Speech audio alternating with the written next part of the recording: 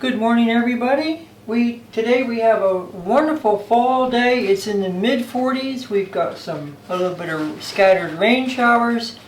What better day than to go down to the not the greenhouse, go down to the garden and grab what zucchinis are left. I found this little guy here, and I think I'm going to shred him up and make some zucchini muffins.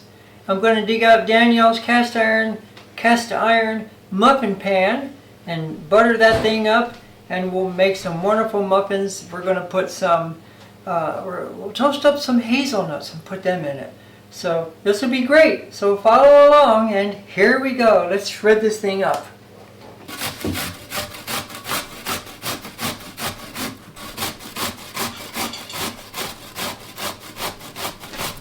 So we'll shred this zucchini up. We'll need all of it. You need about, I guess 2.5 cups or so.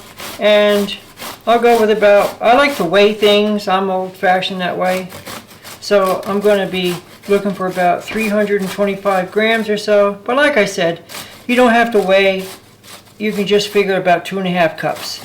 And when you're done shredding, one thing you don't want to do is you don't want to squeeze the zucchini in an effort to get rid of the water. You want that water. Otherwise, you'll end up with a very dry zucchini muffin. So, zucchini bread, zucchini muffins. What else do they make? Banana bread. They derive a lot of their moisture from the vegetable. And so, it's a very important part. I always wonder if you could make cucumber bread. Could you do that? Or carrot bread. They make carrot cake, so that's just something I always thought of. Alright, that's that part. We'll set that to the side. And we'll just grab a quick handful of hazelnuts. You could use walnuts. They work very well. You could use pecans. We happen to have a plethora of hazelnuts. And make sure you take the time to toast them. I toasted these at 350 degrees for about 10 minutes. And it really brings out quite an aroma. Okay, now that we have our inclusions ready, which is the zucchini and the hazelnuts, now it's time to get our dry ingredients ready. Measure those out. We're going to start with about 270 grams of all-purpose flour, which is about 2¼ cups. I come more from a sourdough bread baking background, so I'm used to measuring all of my ingredients by weight.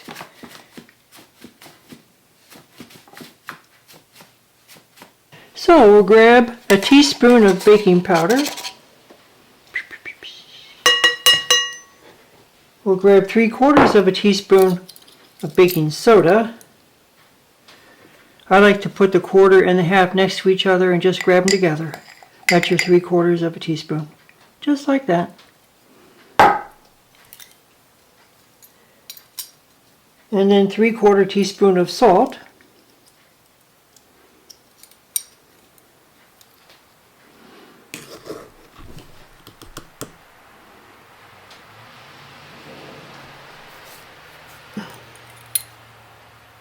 And last but not least, 1½ teaspoons of cinnamon. Now at this point you could put some nutmeg in here. I highly recommend nutmeg.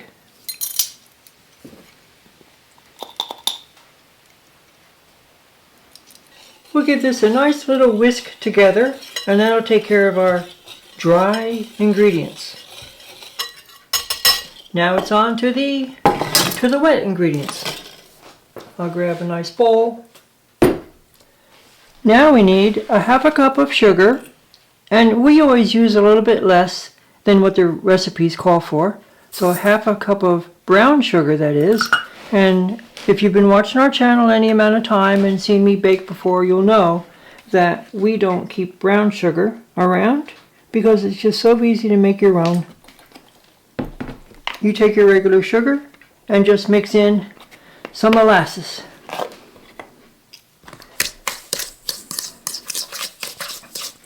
Okay, our brown sugar is mixed nicely. Now I'm going to add slightly less than another 1/2 cup of white sugar. That's what the recipe calls for. Now we want 2 large eggs. Been saving these 2 large ones just for this recipe. I'm not using the pullet eggs for this. I'm using from the Rhode Island Reds. We have a fleet of Rhode Island Reds who are giving us really large eggs. So I'm using those for baking. Now we want 2/3 of a cup of oil. I'm using avocado oil, but you might just as easily use vegetable oil. We don't use vegetable oil around here. We prefer seed oils. In fact, we're starting to rethink the seed oil thing, but that's another story for another day. All right, that's got that. Now we get 2 teaspoons of vanilla, and I usually just eyeball it. That's about 1. That's about 2.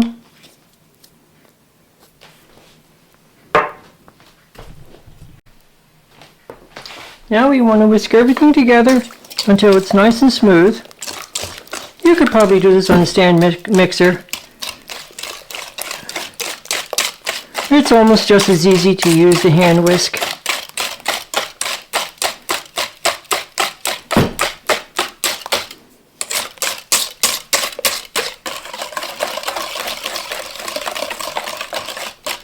Now we're going to add our inclusions to the wet mixture, which is the zucchini,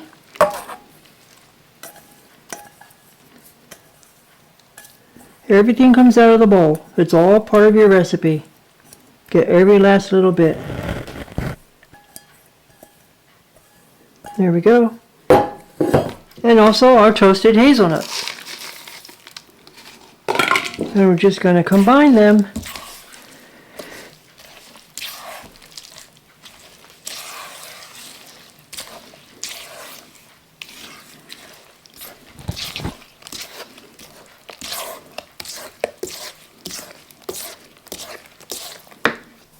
Now we're going to add our wet ingredients to the dry ingredients.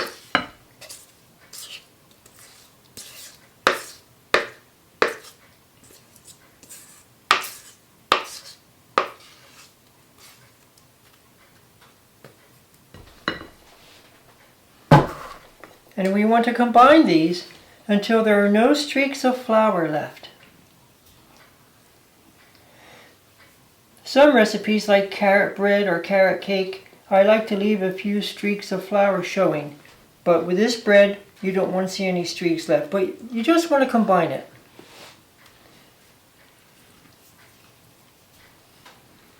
We'll take an extra minute to do this right.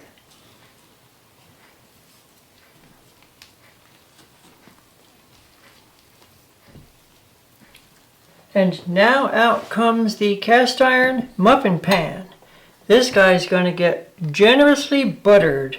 We don't use papers.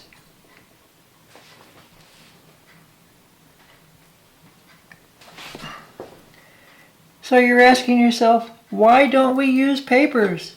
Well, they're so much easier. Well, we just don't. Just more garbage for the landfill, I guess. We just don't do that around here. We also don't use those sprays like Pam or whatever they are. I know they've got some good sprays out there, but we don't use them. We don't want that stuff. Then what do you do with a can when it's empty? Oh, just more stuff for the landfill. No, sir. We just lather it up with butter, just the way Grandma would have. In fact, I think this was Danielle's grandmother's cast iron pan.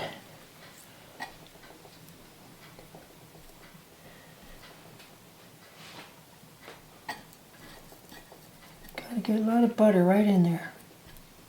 I know it's tedious. I know it's a pain in the neck. I know you're not going to do it when you make yours. That's fine. I can only speak for us.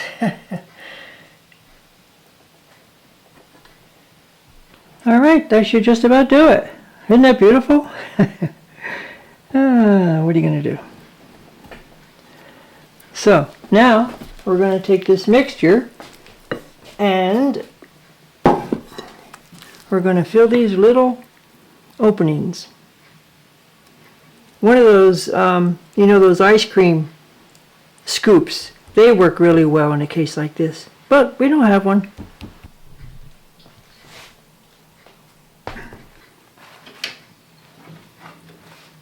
Now it's time to bake these things at 350 for about 23 minutes. You always got to wear gloves when you work around a wood cook stove. Put it right in there. I like to put things that I bake on the right hand side away from the fire because this is the fire side, very hot in here. So I like to keep things to the right. Now we're going to set a timer for 20 minutes because everybody's oven is different.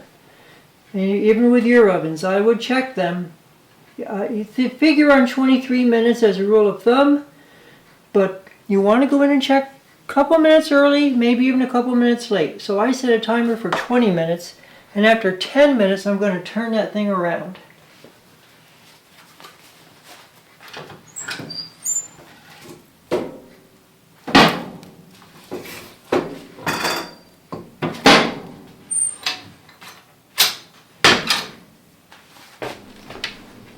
I was going to say, here we go, our timer is up. There they are. They look wonderful. I can't wait any longer. I'm going to pull one of these things out. Looks like Danielle took one out already. And let's just see what they taste like. They turned out really well. And if you use enough butter in that cast iron pan, no papers, they will come out. You got to be careful. And I think they're kind of pretty. Let's just see what they taste like. Really good. And the hazelnuts really show up in the flavor notes. It's really a good thing. If you have extra zucchinis, I would definitely give zucchini muffins a try. Leave the bread alone for one time and make muffins. So worth it.